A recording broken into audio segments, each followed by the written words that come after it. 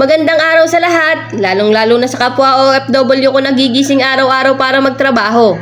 Kahit mabigat ang loob at maraming iniisip. Hindi ito paalaala para sumuko, kundi isang sandaling paghinto. Para pakinggan ang sarili. Para alalahanin na bago tayo naging haligi ng iba, may sarili rin tayong kailangang alagaan. Minsan, sanay tayong unahin ang lahat. Ang pamilya, responsibilidad at pangangailangan ng iba. Sanay tayong magbigay, magtiis, at magpakatatag. Pero may isang bagay na madalas nating nakakalimutan. Ang sarili natin. Hindi kasalanang mahalin ang sarili. Hindi ito pagiging makasarili. Ito ay pag-amin na tayo'y tao, napapagod, nasasaktan at nangangailangan ng pahinga. May mga araw nagigising ka na parang may kulang, kahit kumpleto sa trabaho at sa obligasyon. May mga gaming tahimik ka lang.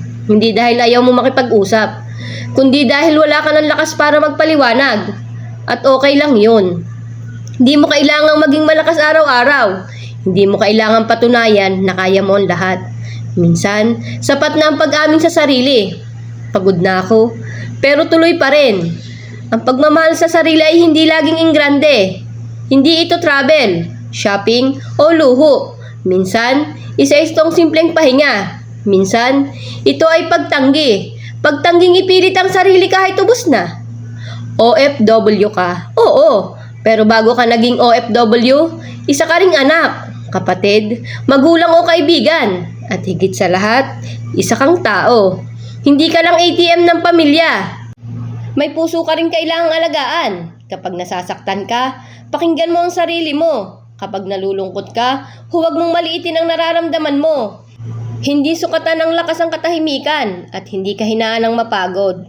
Ang OFW na marunong magmahal sa sarili ay mas tumatagal, mas tumitibay at mas nagiging buo. Alagaan mo ang isip mo. Kung pagod ka sa ingay ng mundo, manahimik ka muna. Alagaan mo yung katawan mo. Kahit simpleng pagkain sa tamang oras, tubig at tulog, malaking bagay na iyon. At higit sa lahat, alagaan mo yung puso mo. Hindi mo kailangang sisihin ang sarili mo. Kung minsan hindi ka masaya, ibig sabihin lang nun, tao ka. Darating ang araw na babalik ka, o darating yung araw na mas magiging payapa ang lahat.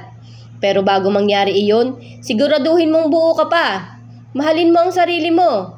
Hindi lang kapag may natira, kundi kahit pagod ka na. Dahil ang OFW na marunong magmahal sa sarili, ay hindi lang nagtatrabaho para sa iba, nabubuhay din siya para sa sarili niya. At kung ngayon ay tahimik ka lang, kung ngayon ay humihinga ka lang, sapat na iyon. Hindi lahat ng progreso ay maingay. Hindi lahat ng tagumpay may palakpakan. Humihinga ka, magpatuloy ka kung anong kaya mo lang. At kapag handa ka na ulit, tuloy lang. Bitbit ang lakas, pero may lambing para sa sarili. Hindi ka nag-iisa. Hindi mo kailangang ipakita sa lahat ang pinagdadaanan mo.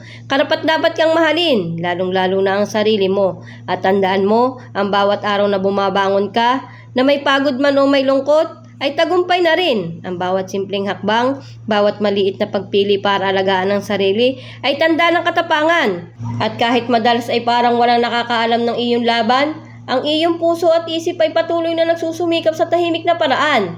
Ang bawat ngiti na binibigay mo sa iba kahit pagod ka na, ay patunay ng lakas na nagmumula sa loob mo. Kaya huwag mong kalimutan, OFW, sa bawat paghinto at paghinga, mayroong karapatan ang sarili mo para magpahinga at magmahal. Bawat araw na pinipili mong alagaan ang sarili mo, ay hakbang patungo sa mas matatag, mas masaya, at mas buong ikaw. Kaya kahit tahimik ka lang ngayon o kahit parang wala kang nagagawa, pinapakita mo na kaya mo. Patuloy kang magmahal sa sarili, OFW, dahil kapag buo ang sarili mo, mas magiging buo ka para sa iba.